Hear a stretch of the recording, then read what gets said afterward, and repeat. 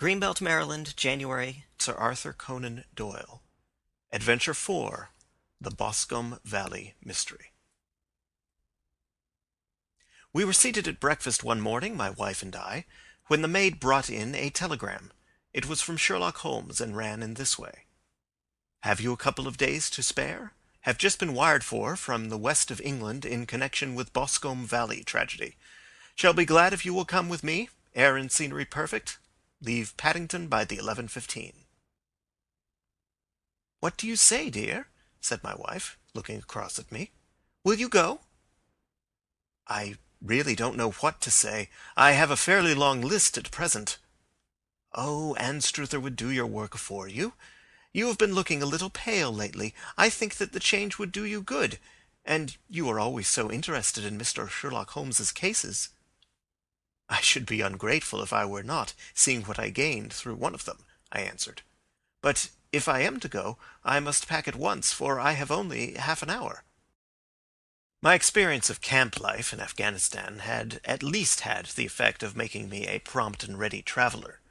My wants were few and simple, so that in less than the time stated I was in a cab with my valise, rattling away to Paddington Station.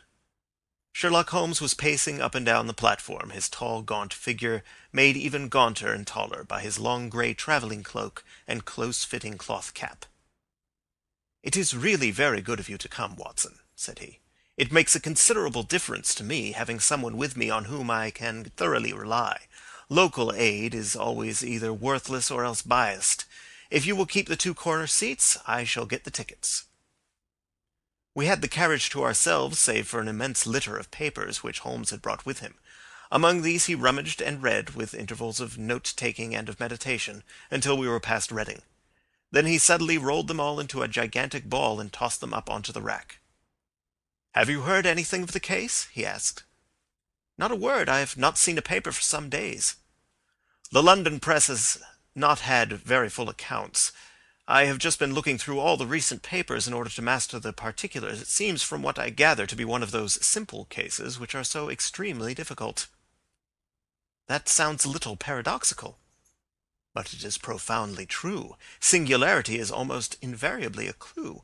The more featureless and commonplace a crime is, the more difficult it is to bring it home. In this case, however, they have established a very serious case against the son of the murdered man." "It is a murder, then?"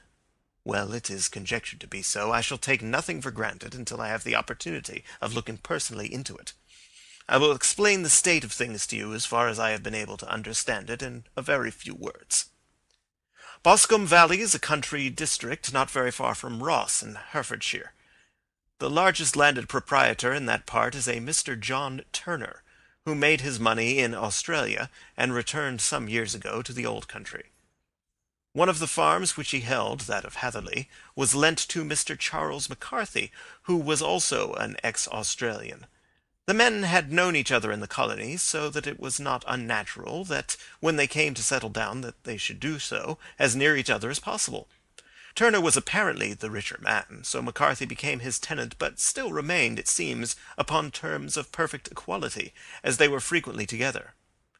McCarthy had one son, a lad of 18, and Turner had an only daughter of the same age, but neither of them had wives living. They appear to have avoided the society of the neighbouring English families, and to have led retired lives, though both the McCarthys were fond of sport, and were frequently seen at the race meetings of the neighbourhood. McCarthy kept two servants, a man and a girl.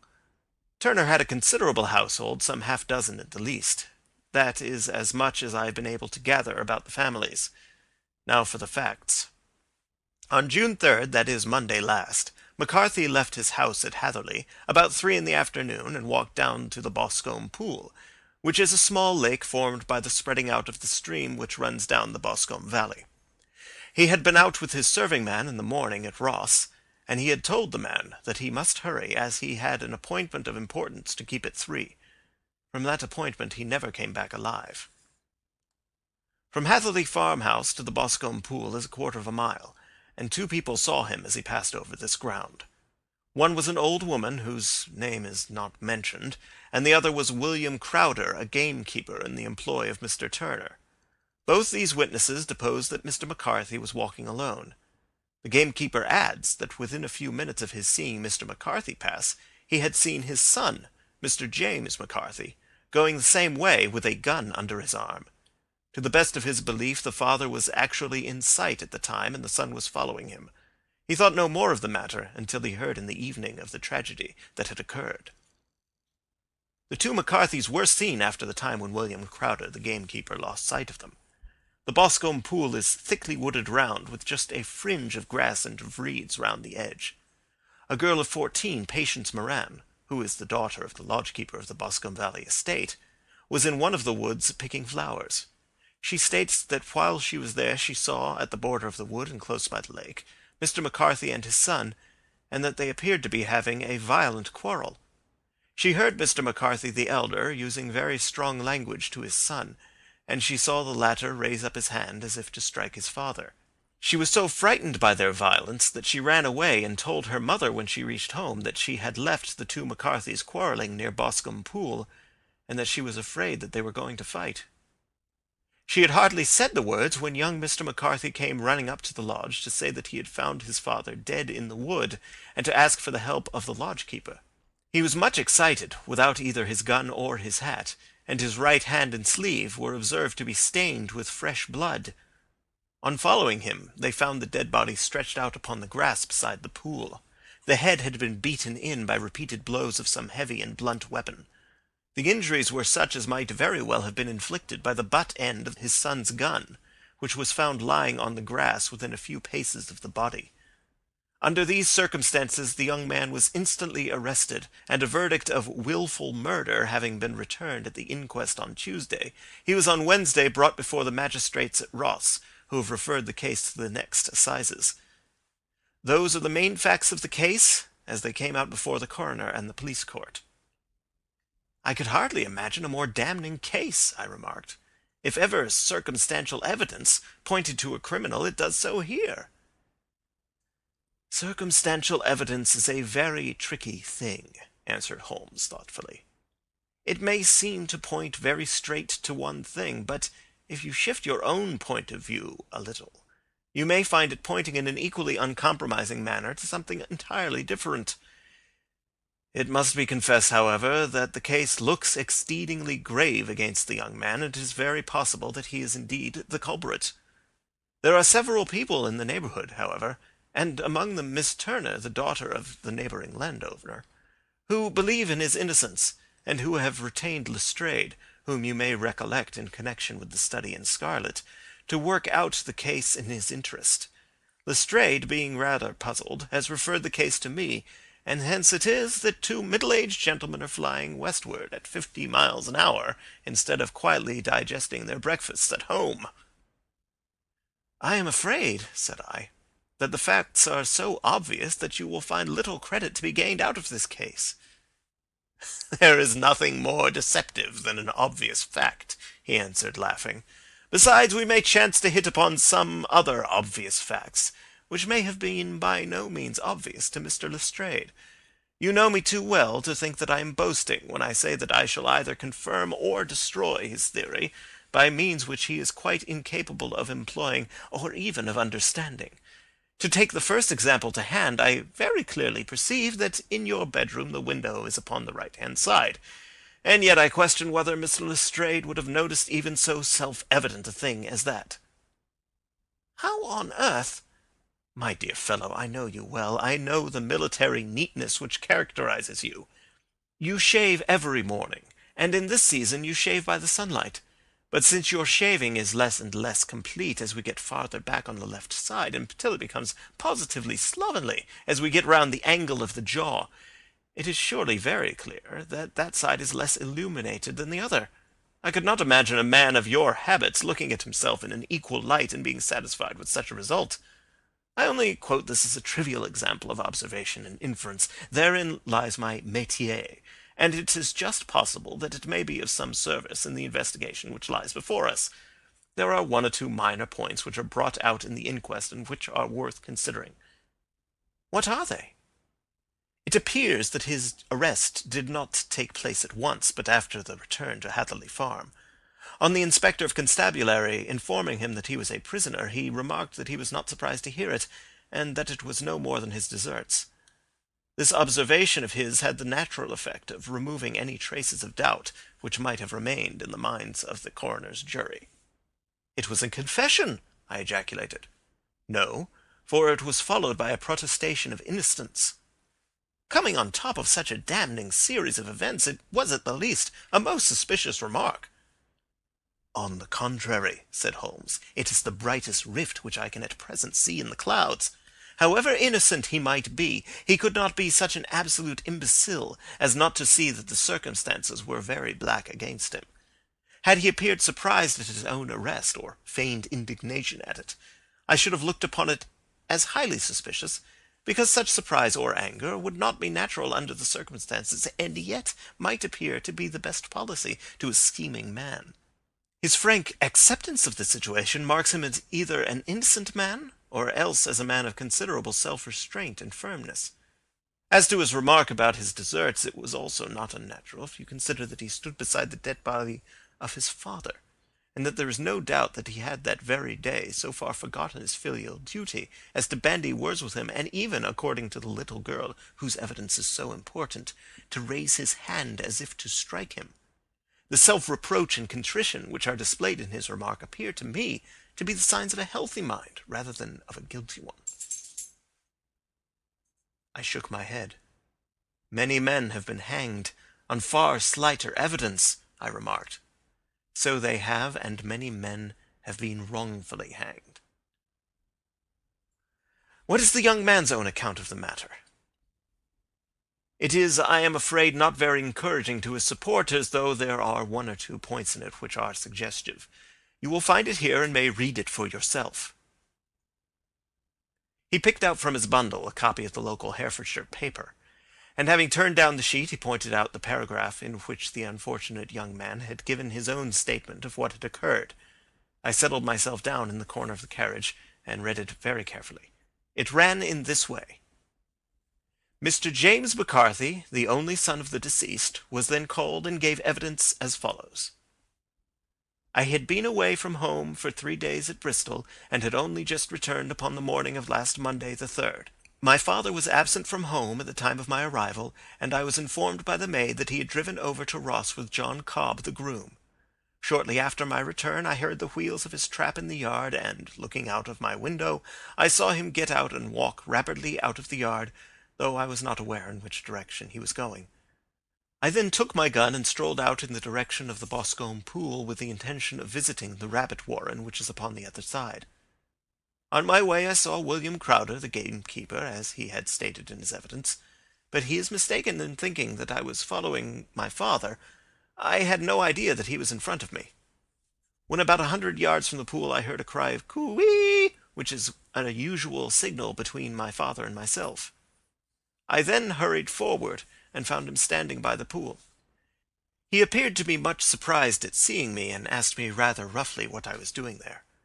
A conversation ensued which led to high words and almost to blows, for my father was a man of a very violent temper. Seeing that his passion was becoming ungovernable, I left him and returned towards Hatherley Farm. I had not gone more than 150 yards, however, when I heard a hideous outcry behind me, which caused me to run back again. I found my father expiring upon the ground with his head terribly injured. I dropped my gun and held him in my arms, but he almost instantly expired. I knelt beside him for some minutes, and then made my way to Mr. Turner's lodge-keeper, his house being the nearest, to ask for assistance. I saw no one near my father when I returned, and I have no idea how he came by his injuries. He was not a popular man, being somewhat cold and forbidding in his manners. But he had, as far as I know, no active enemies. I know nothing further of the matter." The coroner: "Did your father make any statement to you before he died?" Witness: "He mumbled a few words, but I could only catch some allusion to a rat." The coroner: "What did you understand by that?" Witness: "It conveyed no meaning to me. I thought that he was delirious." The coroner: "What was the point upon which you and your father had this final quarrel?" Witness: "I should prefer not to answer." The coroner: "I am afraid that I must press it." Witness: "It is really impossible for me to tell you. I can assure you that it has nothing to do with the sad tragedy which followed." The Coroner. That is for the court to decide. I need not point out to you that your refusal to answer will prejudice your case considerably in any future proceedings which may arise. Witness. I still must refuse. The Coroner. I understand that the cry of cooee was a common signal between you and your father. Witness. It was. The Coroner. How was it, then, that he uttered it before he saw you, and before he even knew that you had returned from Bristol? Witness, with considerable confusion. I do not know. A juryman. Did you see nothing which aroused your suspicions when you returned on hearing the cry and found your father fatally injured? Witness. Nothing definite. The Coroner. What do you mean? Witness. I was so disturbed and excited as I rushed out into the open that I could think of nothing except my father. Yes, I have a vague impression that as I ran forward, something lay upon the ground to the left of me. It seemed to be something grey in colour, a coat of some sort, or a plaid, perhaps. When I rose from my father, I looked round for it, but it was gone. Do you mean that it had disappeared before you went to help? Yes, it was gone. You cannot say what it was? No, I had a feeling something was there. How far from the body? 12 yards or so. And how far from the edge of the wood? About the same. Then if it was removed, it was while you were within 12 yards of it? Yes, but with my back towards it. This concluded the examination of the witness. I see, said I as I glanced down the column, that the coroner in his concluding remarks was rather severe upon young McCarthy. He calls attention, and with reason, to the discrepancy about his father having signalled to him before seeing him, and also to his refusal to give details of his conversation with his father, and his singular account of his father's dying words. They are all, as he remarks, very much against the son. Holmes laughed softly to himself, and stretched himself out upon the cushioned seat. Both you and the coroner have been at some pains, said he, to single out the very strongest points in the young man's favour. Don't you see that you alternately give him credit for having too much imagination and too little? Too little if he could not invent a cause of quarrel which would give him the sympathy of the jury, too much if he evolved from his own inner consciousness anything so outré as a dying reference to a rat, and the incident of the vanishing cloth. No, sir, I shall approach this case from the point of view that what this young man says is true, and we shall see whither that hypothesis will lead us. And now here is my pocket Petrarch, and not another word shall I say of this case until we are on the scene of action. We lunch at Swindon, and I see that we shall be there in 20 minutes. It was nearly 4 o'clock when we at last, after passing through the beautiful Stroud Valley and over the broad gleaming Severn, found ourselves at the pretty little country town of Ross. A lean ferret-like man, furtive and sly-looking, was waiting for us upon the platform. In spite of the light brown dustcoat and leather leggings which he wore in deference to his rustic surroundings, I had no difficulty in recognizing Lestrade of Scotland Yard. With him we drove to the Hereford Arms, where a room had already been engaged for us.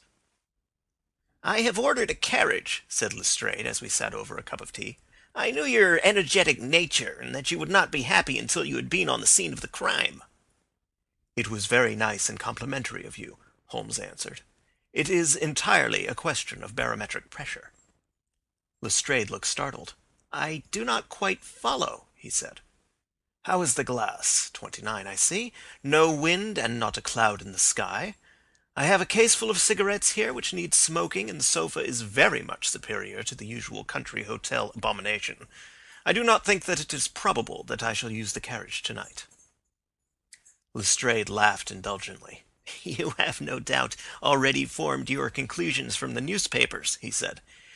"The case is as plain as a pikestaff, and the more one goes into it, the plainer it becomes. Still, of course, one can't refuse a lady, and such a very positive one, too.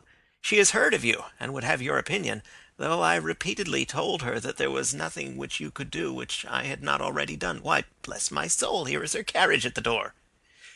He had hardly spoken before there rushed into the room one of the most lovely young women that I have ever seen in my life.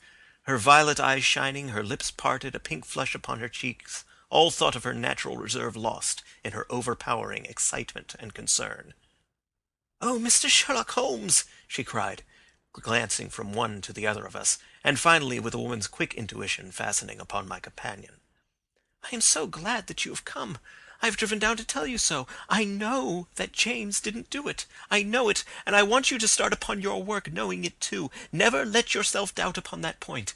We have known each other since we were little children, and I know his faults, as no one else does, but he is too tender-hearted to hurt a fly. Such a charge is absurd to anyone who really knows him." "I hope we may clear him, Miss Turner," said Sherlock Holmes. "You may rely upon my doing all that I can." "But you have read the evidence. You have formed some conclusion. Do you not see some loophole, some flaw? Do you not yourself think that he is innocent?" "I think that it is very probable." "There now," she cried, throwing back her head and looking defiantly at Lestrade. "You hear? He gives me hopes." Lestrade shrugged his shoulders. "I am afraid that my colleague has been a little quick in forming his conclusions," he said. "But he is right. Oh, I know that he is right. James never did it. And about his quarrel with his father, I am sure that the reason why he would not speak about it to the coroner is because I was concerned in it." "In what way?" asked Holmes. "It is no time for me to hide anything. James and his father had many disagreements about me. Mr. McCarthy was very anxious that there should be a marriage between us. James and I have always loved each other as brother and sister, but of course he is young and has seen very little of life yet, and well, naturally he did not wish to do anything like that yet. So there were quarrels, and this, I am sure, was one of them." "And your father?" asked Holmes. "Was he in favor of such a union?" "No, he was averse to it also. No one but Mr. McCarthy was in favor of it." A quick blush passed over her fresh young face as Holmes shot one of his keen, questioning glances at her. "Thank you for this information," said he. "May I see your father if I call tomorrow?" "I am afraid the doctor won't allow it." "The doctor?" "Yes. Have you not heard? Poor father has never been strong for years back, but this has broken him down completely. He is taken to his bed, and Dr. Willows says that he is a wreck, and that his nervous system is shattered. Mr. McCarthy was the only man alive who had known Dad in the old days in Victoria." "Ha! In Victoria. That is important." "Yes, at the mines." "Quite so, at the gold mines, where, as I understand, Mr. Turner made his money." "Yes, certainly." "Thank you, Miss Turner. You have been of material assistance to me." "You will tell me if you have any news tomorrow. No doubt you will go to the prison to see James. Oh, if you do, Mr. Holmes, do tell him that I know him to be innocent." "I will, Miss Turner." "I must go home now, for Dad is very ill, and he misses me so if I leave him. Goodbye, and God help you in your undertaking." She hurried from the room as impulsively as she had entered, and we heard the wheels of her carriage rattle off down the street. "I am ashamed of you, Holmes," said Lestrade with dignity after a few minutes' silence. "Why should you raise up hopes which you are bound to disappoint? I am not over-tender of heart, but I call it cruel." "I think that I see my way to clearing James McCarthy," said Holmes. "Have you an order to see him in prison?" "Yes, but only for you and me." "Then I shall reconsider my resolution about going out. We have still time to take a train to Hereford and see him tonight?" "Ample." "Then let us do so. Watson, I fear that you will find it very slow, but I shall only be away a couple of hours." I walked down to the station with them, and then wandered through the streets of the little town, finally returning to the hotel, where I lay upon the sofa, and tried to interest myself in a yellow-backed novel. The puny plot of the story was so thin, however, when compared to the deep mystery through which we were groping, and I found my attention wander so continually from the action to the fact, that I at last flung it across the room, and gave myself up entirely to a consideration of the events of the day. Supposing that this unhappy young man's story were absolutely true, then what hellish thing, what absolutely unforeseen and extraordinary calamity could have occurred between the time when he parted from his father and the moment when, drawn back by his screams, he rushed into the glade? It was something terrible and deadly. What could it be? Might not the nature of the injuries reveal something to my medical instincts? I rang the bell and called for the weekly country paper, which contained a verbatim account of the inquest. In the surgeon's deposition it was stated that the posterior third of the left parietal bone and the left half of the occipital bone had been shattered by a heavy blow from a blunt weapon. I marked the spot upon my own head. Clearly such a blow must have been struck from behind. That was to some extent in favour of the accused, as when seen quarrelling he was face to face with his father. Still, it did not go for very much, for the older man might have turned his back before the blow fell.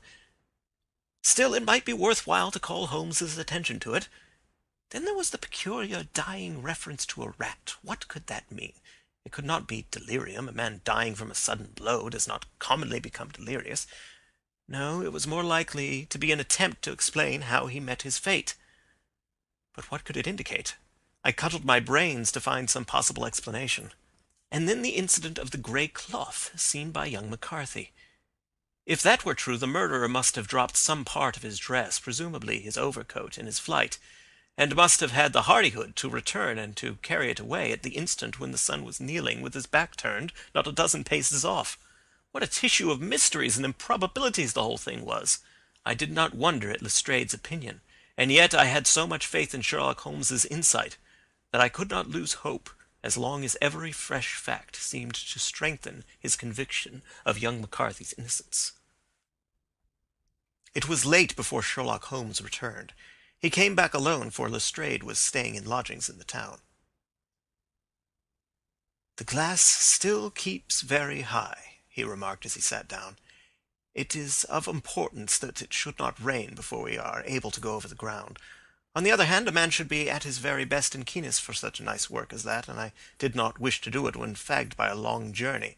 I have seen young McCarthy." "And what did you learn from him?" "Nothing." "Could he throw no light?" "None at all. I was inclined to think at one time that he knew who had done it and was screening him or her.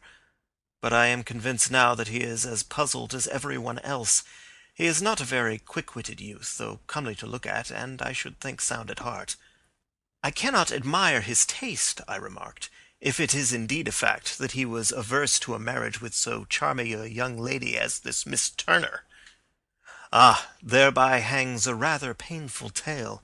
This fellow is madly, insanely in love with her, but some 2 years ago, when he was only a lad, and before he really knew her, for she had been away 5 years at a boarding school, what does the idiot do but get into the clutches of a barmaid in Bristol and marry her at a registry office? No one knows a word of the matter, but you can imagine how maddening it must be to him to be upbraided for not doing what he would give his very eyes to do, but which he knows to be absolutely impossible. It was sheer frenzy of this sort which made him throw his hands up into the air when his father, at their last interview, was goading him on to propose to Miss Turner. On the other hand, he had no means of supporting himself, and his father, who was by all accounts a very hard man, would have thrown him over utterly had he known the truth. It was with his barmaid wife that he had spent the last 3 days in Bristol, and his father did not know where he was. Mark that point. It is of importance. Good has come out of evil, however, for the barmaid, finding from the papers that he is in serious trouble and likely to be hanged, has thrown him over utterly and has written to him to say that she has a husband already in the Bermuda dockyard, so that there is really no tie between them. I think that bit of news has consoled young McCarthy for all that he has suffered."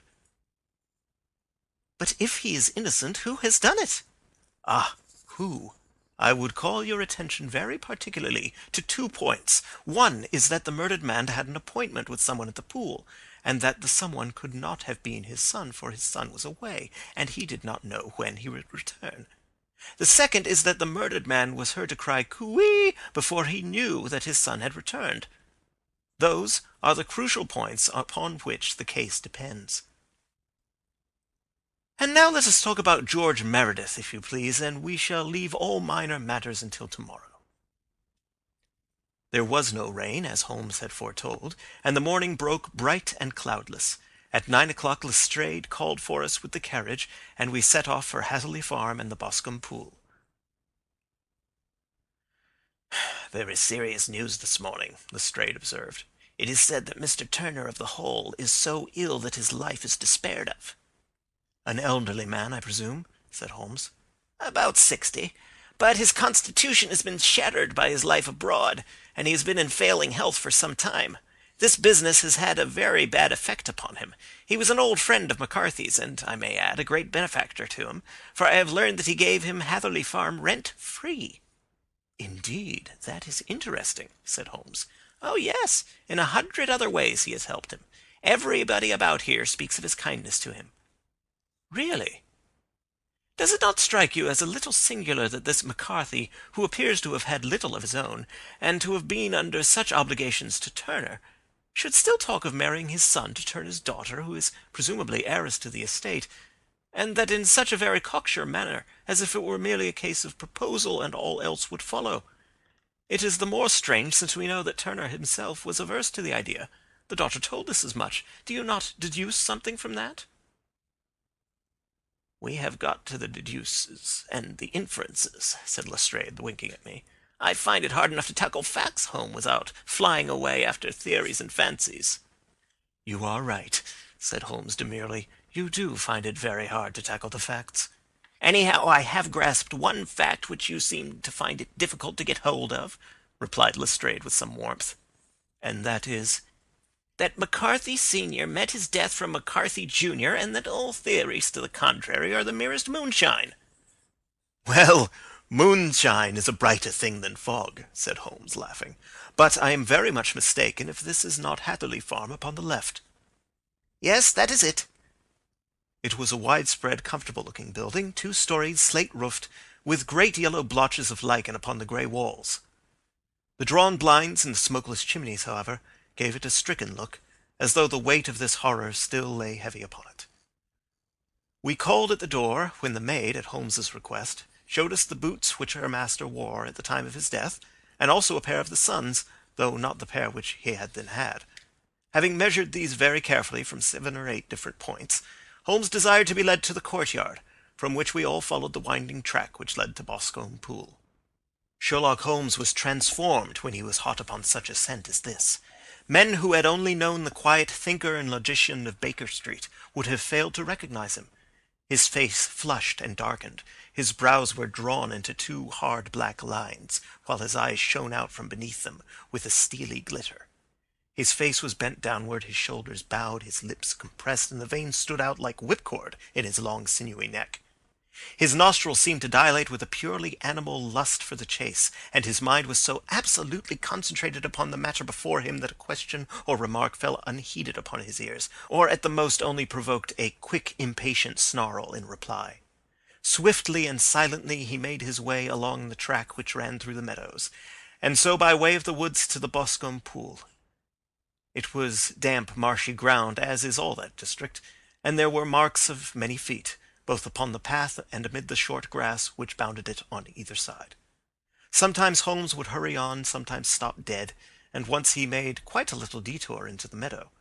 Lestrade and I walked behind him, the detective indifferent and contemptuous, while I watched my friend with the interest which sprang from the conviction that every one of his actions was directed towards a definite end. The Boscombe Pool, which is a little reed-girt sheet of water some 50 yards across, is situated at the boundary between the Hatherley Farm and the private park of the wealthy Mr. Turner. Above the woods which lined it upon the farther side we could see the red, jutting pinnacles which marked the site of the rich landowner's dwelling. On the Hatherley side of the pool the woods grew very thick, and there was a narrow belt of sodden grass 20 paces across between the edge of the trees and the reeds which lined the lake. Lestrade showed us the exact spot at which the body had been found, and indeed so moist was the ground that I could plainly see the traces which had been left by the fall of the stricken man. To Holmes, as I could see by his eager face and peering eyes, very many other things were to be read upon the trampled grass. He ran round, like a dog who is picking up a scent, and then turned upon my companion. "What did you go into the pool for?" he asked. "I fished about with a rake. I thought there might be some weapon or other trace, but how on earth—" "Oh, tut, tut, I have no time. That left foot of yours with its inward twist is all over the place. A mole could trace it, and there it vanishes among the reeds. Oh, how simple it would have all been had I been here before they came like a herd of buffalo and wallowed all over it. Here is where the party with the lodge-keeper came, and they have covered all tracks for 6 or 8 feet round the body. But here are 3 separate tracks of the same feet." He drew out a lens and lay down upon his waterproof to have a better view, talking all the time rather to himself than to us. "These are young McCarthy's feet. Twice he was walking, and once he ran swiftly so that the soles are deeply marked and the heels hardly visible. That bears out his story. He ran when he saw his father on the ground. Then here are the father's feet as he paced up and down. What is this, then? It is the butt end of the gun as the son stood listening. And this? Ha ha! What have we here? Tiptoes, tiptoes square, too. Quite unusual boots. They come, they go, they come again. Of course, that was for the cloak. Now, where did they come from? He ran up and down, sometimes losing, sometimes finding the track, until we were well within the edge of the wood and under the shadow of a great beech, the largest tree in the neighbourhood. Holmes traced his way to the farther side of this, and lay down once more upon his face with a little cry of satisfaction. For a long time he remained there, turning over the leaves and dried sticks, gathering up what seemed to me to be dust into an envelope, and examining with his lens not only the ground, but even the bark of the tree as far as he could reach. A jagged stone was lying among the moss, and this he also carefully examined and retained. Then he followed a pathway through the wood until he came to the high road, where all traces were lost. "It has been a case of considerable interest," he remarked, returning to his natural manner. "I fancy that this grey house on the right must be the lodge. I think that I will go in and have a word with Moran, and perhaps write a little note. Having done that, we may drive back to our luncheon. You may walk to the cab, and I shall be with you presently." It was about 10 minutes before we regained our cab and drove back into Ross, Holmes still carrying with him the stone which he had picked up in the wood. "This may interest you, Lestrade," he remarked, holding it out. "The murder was done with it." "I see no marks." "There are none." "How do you know, then?" "The grass was growing under it. It had only lain there a few days. There was no sign of a place whence it had been taken. It corresponds with the injuries. There is no sign of any other weapon." "And the murderer?" "Is a tall man, left-handed, limps with the right leg, wears thick-soled shooting boots and a grey cloak, smokes Indian cigars, uses a cigar holder, and carries a blunt penknife in his pocket. There are several other indications, but these may be enough to aid us in our search." Lestrade laughed. "I am afraid that I am still a sceptic," he said. "Theories are all very well, but we have to deal with a hard-headed British jury." "Nous verrons," answered Holmes calmly. "You work your own method, and I shall work mine. I shall be busy this afternoon, and shall probably return to London by the evening train." "And leave your case unfinished?" "No, finished." "But the mystery?" "It is solved." "Who is the criminal, then?" "The gentleman I describe." "But who is he?" "Surely it would not be difficult to find out. This is not such a populous neighbourhood." Lestrade shrugged his shoulders. "I am a practical man," he said, "and I really cannot undertake to go about the country looking for a left-handed gentleman with a game leg. I should become the laughing-stock of Scotland Yard." "All right," said Holmes quietly. "I have given you the chance. Here are your lodgings. Goodbye. I shall drop you a line before I leave." Having left Lestrade at his rooms, we drove to our hotel, where we found lunch upon the table. Holmes was silent and buried in thought, with a pained expression upon his face, as one who finds himself in a perplexing position. "Look here, Watson," he said when the cloth was cleared. "Just sit down in this chair, and let me preach to you for a little. I don't know quite what to do, and I should value your advice. Light a cigar, and let me expound." "Pray do so." "Well, now, in considering this case, there are 2 points about young McCarthy's narrative which struck us both instantly, although they impressed me in his favour and you against him. One was the fact that his father should, according to his account, cry "Cooee" before seeing him. The other was his singular dying reference to a rat. He mumbled several words, you understand, but that was all that caught the son's ear. Now, from this double point our research must commence, and we will begin it by presuming that what the lad says is absolutely true. What of this cooee, then? Well, obviously it could not have been meant for the son. The son, as far as he knew, was in Bristol. It was mere chance that he was within earshot. The cooee was meant to attract the attention of whoever it was that he had the appointment with.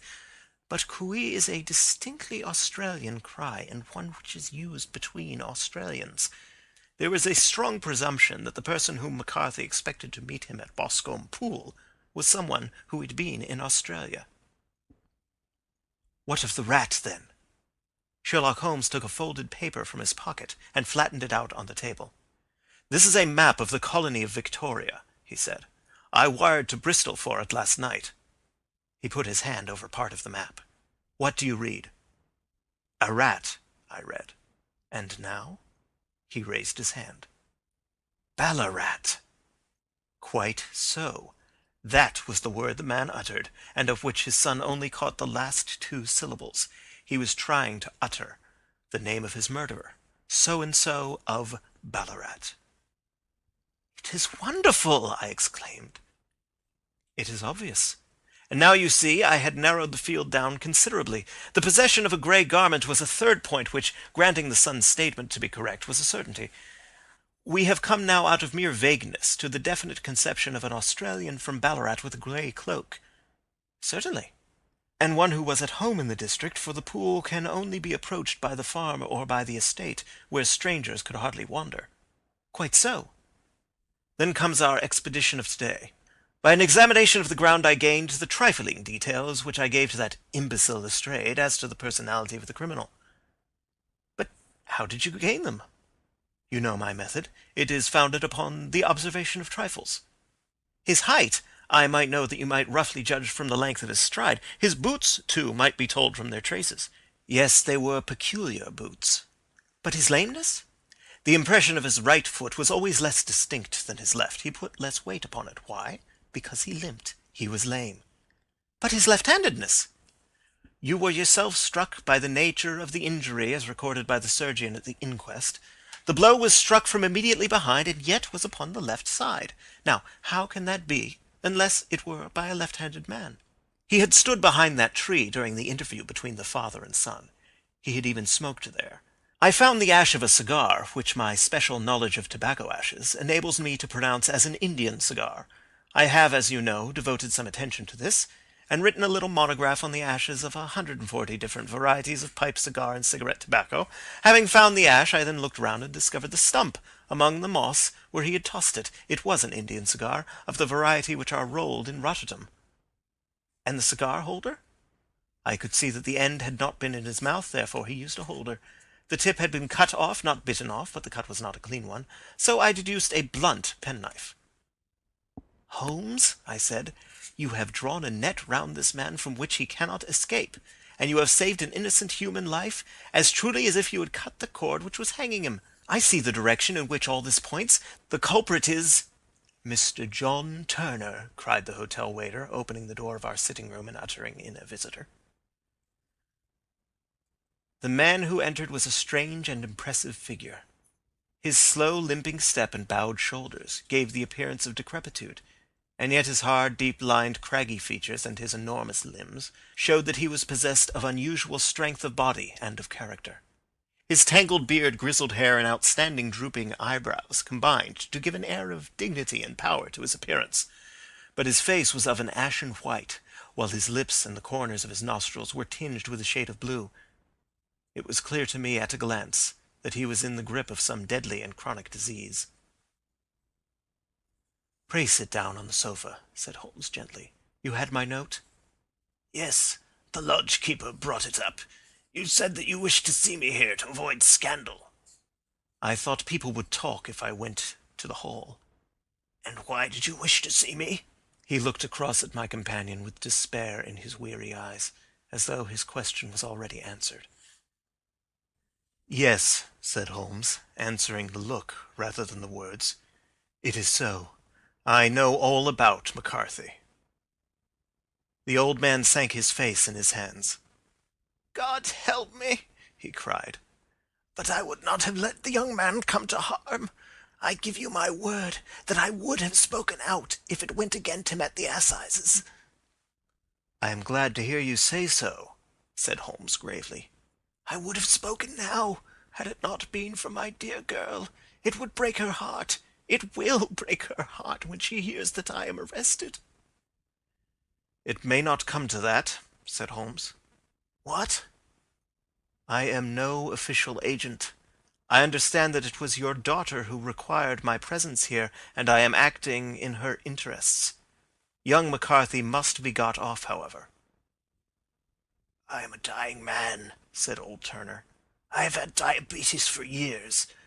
My doctor says it is a question whether I shall live a month. Yet I would rather die under my own roof than in a jail." Holmes rose and sat down at the table with his pen in his hand and a bundle of paper before him.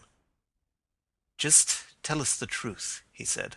"I shall jot down the facts, you will sign it, and Watson here can witness it. Then I could produce your confession at the last extremity to save young McCarthy. I promise you that I shall not use it unless it is absolutely needed." "It's as well," said the old man. "It's a question whether I shall live to the assizes, so it matters little to me, but I should wish to spare Alice the shock. And now I will make the thing clear to you. It has been a long time in the acting, but it will not take me long to tell. You didn't know this dead man, McCarthy. He was a devil incarnate, I tell you that. God keep you out of the clutches of such a man as he. His grip has been upon me these 20 years, and he has blasted my life. I'll tell you first how I came to be in his power. It was in the early 60s at the diggings. I was a young chap then, hot-blooded and reckless, ready to turn my hand at anything. I got among bad companions, took to drink, had no luck with my claim, took to the bush, and in a word became what you would call over here a highway robber. There were 6 of us, and we had a wild, free life of it, sticking up a station from time to time, or stopping the wagons on the road to the diggings. Black Jack of Ballarat was the name I went under, and our party is still remembered in the colony as the Ballarat Gang. One day, a gold convoy came down from Ballarat to Melbourne, and we lay in wait for it and attacked it. There were 6 troopers and 6 of us, so it was a close thing, but we emptied 4 of their saddles at the first volley. 3 of our boys were killed, however, before we got the swag. I put my pistol to the head of the wagon driver, who was this very man McCarthy. I wished to the Lord that I had shot him then, but I spared him, though I saw his wicked little eyes fixed on my face as though to remember every feature. We got away with the gold, became wealthy men, and made our way over to England without being suspected. There I parted from my old pals and determined to settle down to a quiet and respectable life. I bought this estate, which chanced to be in the market, and I set myself to do a little good with my money to make up for the way in which I had earned it. I married too, and though my wife died young, she left me my dear little Alice. Even when she was just a baby, her wee hand seemed to lead me down the right path as nothing else had ever done. In a word, I turned over a new leaf and did my best to make up for the past. All was going well when McCarthy laid his grip upon me. I had gone up to town about an investment, and I met him in Regent Street with hardly a coat to his back or a boot to his foot. "Here we are, Jack," says he, touching me on the arm. "We'll be as good as a family to you. There's 2 of us, me and my son, and you can have the keeping of us. If you don't, it's a fine, law-abiding country is England, and there's always a policeman within hail." Well, down they came to the West Country. There was no shaking them off, and there they have lived rent-free on my best land ever since. There was no rest for me, no peace, no forgetfulness. Turn where I would, there was his cunning, grinning face at my elbow. It grew worse as Alice grew up, for he soon saw I was more afraid of her knowing my past than of the police. Whatever he wanted he must have, and whatever it was I gave him, without question. Land, money, houses, until at last he asked a thing which I could not give. He asked for Alice. His son, you see, had grown up, and so had my girl. And as I was known to be in weak health, it seemed a fine stroke to him that his lad should step into the whole property. But there I was firm. I would not have his cursed stock mixed with mine. Not that I had any dislike to the lad, but his blood was in him, and that was enough. I stood firm. McCarthy threatened. I braved him to do his worst. We were to meet at the pool midway between our houses to talk it over. When I went down there, I found him talking with his son, so I smoked a cigar and waited behind a tree until he should be alone. But as I listened to his talk, all that was black and bitter in me seemed to come uppermost. He was urging his son to marry my daughter with as little regard for what she might think, as if she were a slut from off the streets. It drove me mad to think that I and all that I held most dear should be in the power of such a man as this. Could I not snap the bond? I was already a dying and desperate man. Though clear of mind and fairly strong of limb, I knew that my own fate was sealed. But my memory and my girl both could be saved if I could but silence that foul tongue. I did it, Mr. Holmes. I would do it again. Deeply as I have sinned, I have led a life of martyrdom to atone for it. But that my girl should be entangled in the same meshes which held me was more than I could suffer. I struck him down with no more compunction than if he had been some foul and venomous beast. His cry brought back his son, but I had gained the cover of the wood, though I was forced to go back to fetch the cloak which I had dropped in my flight. That is the true story, gentlemen, of all that occurred.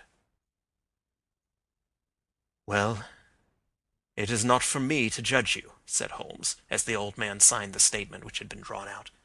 I pray that we may never be exposed to such a temptation. I pray not, sir. And what do you intend to do? In view of your health?